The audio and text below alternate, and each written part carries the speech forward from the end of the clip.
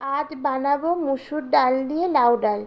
তার জন্য প্রথমেই মুসুর ডালটাকে সেদ্ধ করে নিতে হবে। মুসুর ডালটা সেদ্ধ হয়ে গেছে দেখুন।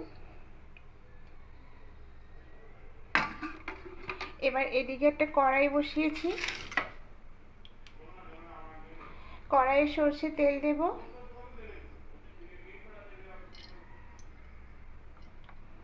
এবার তেলটা গরম হয়ে গেছে। রসুন থেতো দেব। 5-6টা রসুন থেতো করে নিয়েছি, এবার এটা দিয়ে দেবো। লাউ ডালে কোনো মশলাই লাগে না। তা এবার এখানে 5 ফোড়ন দিয়ে দেব,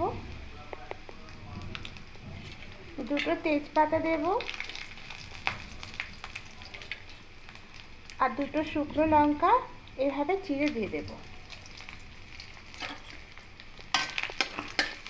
এবার দিয়ে একটু হালকা লাল লাল করে ভেজে দেবো রসুনটা।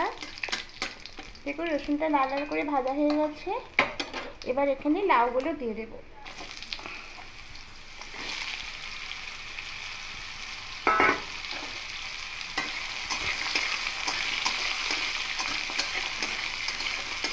লাউগুলো একটু ভেজে নেব।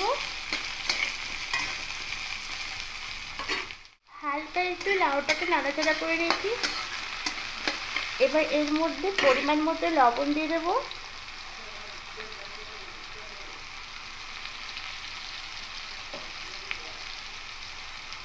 আর হলুদ গুঁড়ো দিয়ে দেব। লাউ খুবই ঠান্ডা, তা এরকম অল্প তেলে আর বিনা মশলায় মুসুর ডাল দিয়ে করে দেখবেন, একটু শরীরও ঠান্ডা হবে আর গরমে খাওয়াও খুব ভালো। এবার খুব ভালো করে মিশিয়ে নিয়েছি। লাউ থেকে এমনিতেই জল বেরোতে শুরু করবে, তাই এখানে যে মুসুর ডালটা সেদ্ধ করেছিলাম এই মুসুর ডালটাকে দিয়ে দেবো।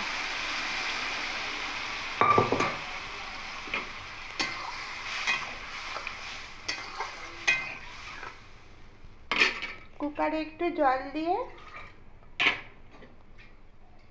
ওই জলটাও দিয়ে দেব।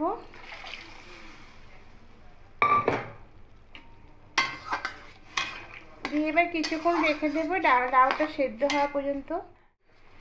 দেখুন লাউ ডালটা একদম হয়ে গেছে। এটা একটু ঘন ঘনই করতে হয়, আর যদি কেউ পাতলা মনে করেন তাহলে একটু পাতলাও করলেও হবে। আমি এটা ঘন ঘনই রেখেছি। তা গ্যাসের ফ্লেমটা অফ করে এবার এটা নামিয়ে নেব। লাউ ডালটা একদম তৈরি হয়ে গেছে। লাউগুলো কত সুন্দর সেদ্ধ হয়েছে, আর এখানে কোনো মশলাই লাগে না। আর লাউ খাওয়া খুবই ঠান্ডা, তো এইভাবে মুসুর ডাল দিয়ে বানিয়ে খেয়ে দেখবেন, খুবই খেতে ভালো লাগবে।